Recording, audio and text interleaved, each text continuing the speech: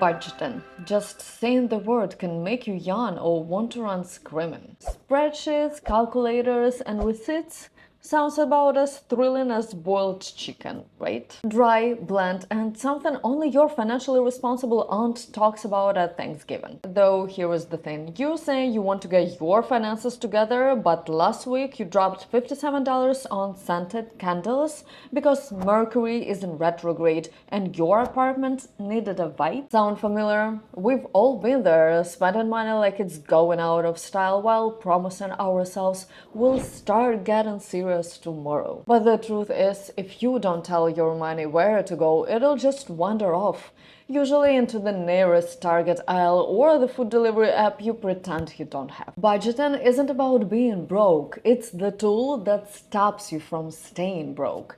Budgeting is sexy.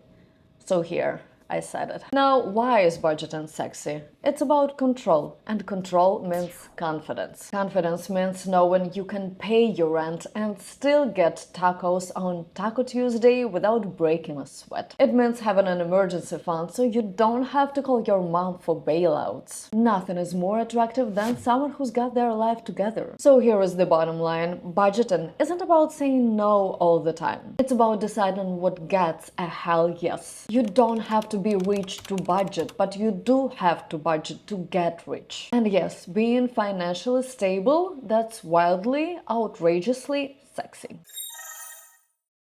Most budgets don't die dramatically, they fade quietly around week 2. Victims of brunch invites, late night treat yourself moments, and that one coworker who always wants to split evenly, even when they order it 2 drinks and dessert. It usually starts with a beautiful plan, color-coded, full of hope. You budget for your best self, the version who meal preps, jogs, and magically resists Target. But reality, you order takeout, forget half of your categories and justify a concert ticket with "it's a once-in-a-lifetime experience." And then come the sneak attacks, $6 coffees, $12 subscriptions you swore you cancelled, random Amazon purchases you barely remember ordering. Suddenly your perfectly manicured budget is a dumpster fire. But here is the twist. The problem isn't you, it's that your budget wasn't designed to bend. It was rigid, unrealistic, and completely unprepared for life's beautiful chaos. A good budget isn't flawless, it's flexible. It knows you'll overspend sometimes, it knows surprises happen. The key is to adjust, not abandon. One donut doesn't mean you eat dozen and start over in January. If you are ghosting your bank app and calling every craving an emergency, it's time for a check-in. Weekly, non-negotiable. And please, don't budget zero for fun. You're not a monk. The goal isn't perfection, it's progress. Let that old budget rest in peace and build a new one that's actually built to survive real life.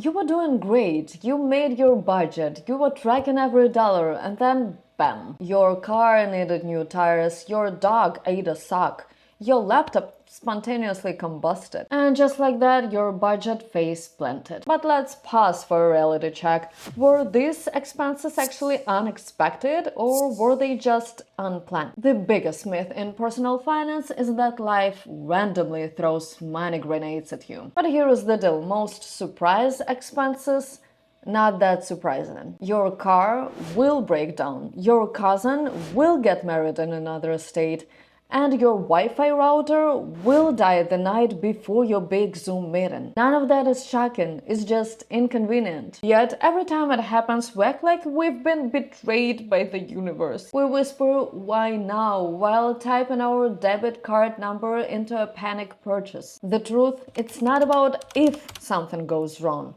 It's about when, and your budget needs to be ready. That's why you need what I like to call the "oh crap" fund. No, not an emergency fund that lives in the clouds and never gets touched. I mean a real, boots on the ground buffer that catches the chaos life throws your way. Start with $500 to $1,000. Enough to cover a vet visit, a flat tire, or your fridge deciding it's done with this dimension. Most unexpected expenses are just poorly labeled. The real problem isn't the cost, it's that we didn't plan for it. So stop pretending every financial curveball is an act of God. Start treating it like what it is. part of life. Build buffers, name the predictable stuff. And when something really unexpected happens, you'll be ready, not panicked.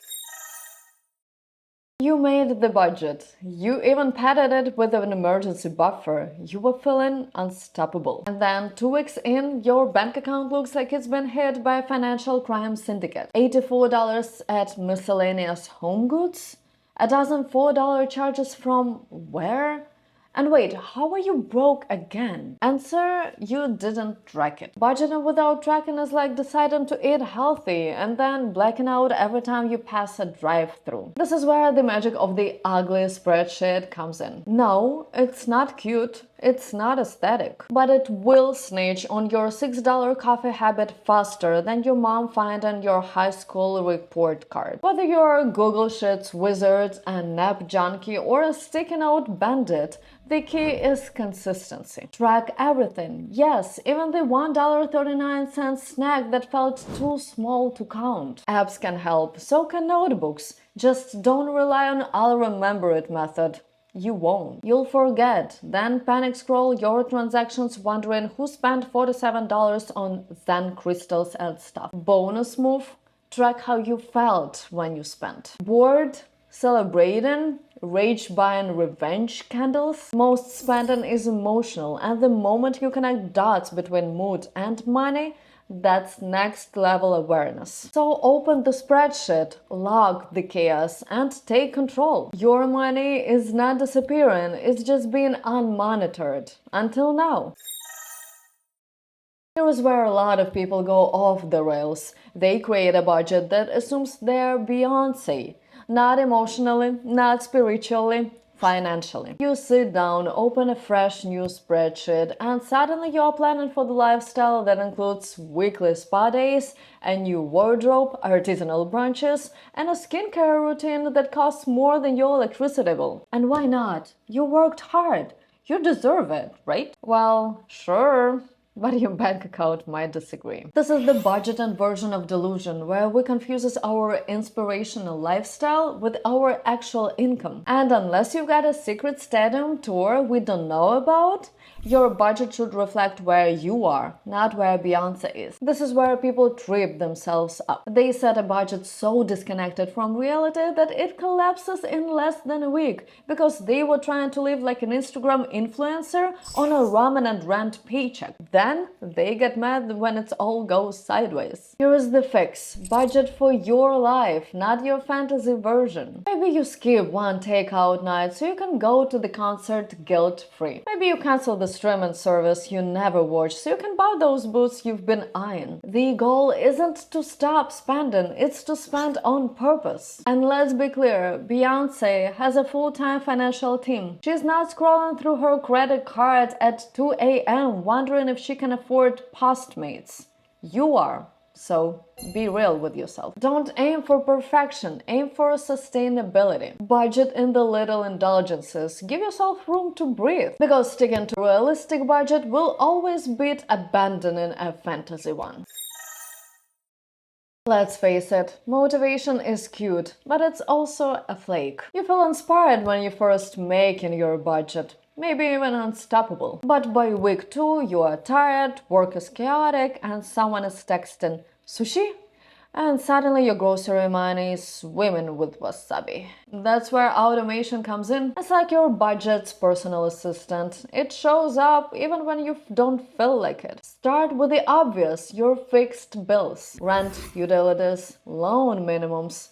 Automate them. They are boring, predictable, and perfect for auto-pay. You'll dodge late fees and feel like a responsible adult without lifting a finger. Next, automate your savings. Even $20 per paycheck counts. If you wait until the end of the month to see what's left, spoiler, there is never anything left. Your money is already ghosted you and bought 3 things from Instagram ads. Set up small automatic payments toward debt too. Watching your balance quietly shrink without effort? Pure financial serotonin. But here is the twist. Automation isn't set it and forget it forever. It's set it and check in. Subscriptions sneak in. Bills change. Your gym might randomly start charging you extra $6 per month for towel maintenance and assume you won't notice. So yes, automate, but also review. Think of it like cruise control. It keeps things steady, but you still need to steer. The goal? Combine laziness with intentionality. Let your systems handle the boring stuff so you can spend less time stressing and more time watching that comfort show again. For mental health, obviously. Let's be honest, sticking to our budget 100% of the time with monk-like discipline? Cute idea. Totally unrealistic. Even Olympic athletes get rest days. Your budget should too. Enter cheat days for your wallet. A little built-in freedom can make the difference between financial burnout and a long-term success. Because if your budget feels nothing but no, your inner rebel is going to revolt, and probably with a $90 sushi order and a candle that promises to cleanse your aura. Here's the truth. Willpower has a shelf life. You can only resist so many small temptations before you crack. That's why having a fun money category, the guilt-free money you can spend however you want, is essential. It keeps your budget human, not robotic. So go ahead, budget for the latte, budget for the plant you forget to water, budget for the impulse buy you absolutely don't need, but it makes you weirdly happy. The problem isn't the spending, the problem is pretending the spending won't happen and then blowing the entire plan when life gets annoying. Fun money is your cheat day, a small indulgence that lets you release a little steam without burning the entire plan to the ground. Whether it's at $20 a week, $100 a month, make the amount clear, and once it's gone. No guilt, no raiding your rent money. Because budgeting isn't punishment, it's permission to enjoy, to indulge a little, to stay sane while building your future. So schedule the splurge, enjoy it, and then get back to business.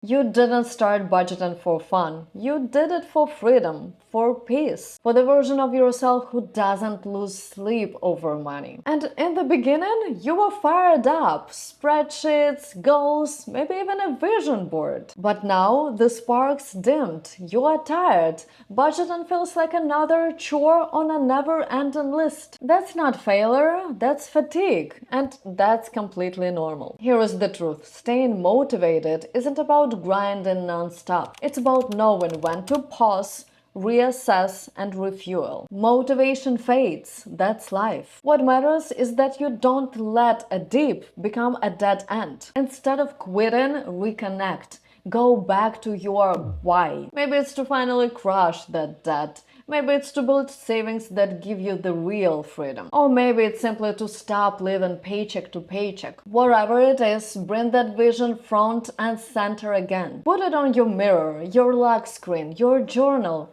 Keep it visible, keep it alive. Next, make your budget feel good again. Build in small wins, track progress, celebrate victories, even the tiny ones. Every time you stick to the plan, you're building momentum, and momentum builds confidence. Most importantly, be flexible. Budgets aren't set in stone. Adjust them to match your life, not your idea of perfection. Tighten when needed, loosen when possible, and above all, be kind to yourself. You don't need to budget perfectly, you just need to keep showing up. So take the break, shake off the burnout, rework the plan. And remember, this is not the end, this is just your reboot. You've come too far to stop now. Let's keep building. Let's be real, left to our own devices, we're all just one bad day away from torching our budgets in the name of treating ourselves. That's why the accountability isn't optional, it's essential. You don't stick to a plan because it's smart, you stick to it because someone or something reminds you why it matters when your motivation tanks. That's the real power of accountability, it turns your budget from a lonely solo mission into a team sport. Maybe your accountability comes from a friend who texts, "Put that card down," every time you threaten to emotionally online shop. Maybe it's a partner who checks in weekly to celebrate your progress. Or maybe it's your sister who calls you out on spending $60 on that candle who smells like forest dreams. Whoever it is, they're not there to shame you, they're there to keep you honest. And if talking to people isn't your vibe, that's cool. Use an app that judges you just enough to stay in line. The best ones will track your spending, flag trouble spots, and send painfully accurate reminders like you're 137% over in fun money. Whether it's a body, a spreadsheet, or a snarky notification, having a system that holds you accountable changes the game. It builds awareness, it builds momentum, and most importantly, it reminds you that budgeting isn't just about discipline, it's about support. Because the truth is, you don't need someone to babysit your wallet. You just need someone or something that won't let you lie to yourself when you're about to finance your feelings. Again. Budgets aren't tattoos, they're not permanent. They're meant to change because your life changes. Rent goes up, income changes, oat milk becomes a lifestyle. It happens. Too often people quit their budgeting not because it failed, but because they expected to stay perfect while their life kept changing. That's the real mistake. Budgets aren't static, they're real breathing plants. And if your budget hasn't evolved lately, that's why it's fallen apart. If you're constantly going over the same categories, dreading your budget check-ins, or telling yourself it just doesn't feel right, don't scrap the whole thing, adjust it. That's not failure, that's financial maturity. Start by reallocating based on how you are actually living. Grocery costs climbing? Bump that up. Entertainment fund untouched? Cut it back. Forgotten expenses popping up? Add them in. You're not trying to win a budgeting award, you are trying to build a plan that works. A good budget should feel flexible, not restrictive. It should guide you, not guilt you. Think of it like tailoring a suit. If it doesn't fit anymore, you don't toss it, you alter it. The key mindset: adjusting doesn't mean giving up. It means leveling up. It means your budget is working with your life, not against it. So don't break up with your budget. Fix it, adapt it, make it fit the person you are right now. And if it starts feeling like a toxic relationship, maybe you are not the problem. The budget just needs a glow up. You've made it through the impulse buys, the budget and burnout, the emotional oat milk, and the judgmental apps.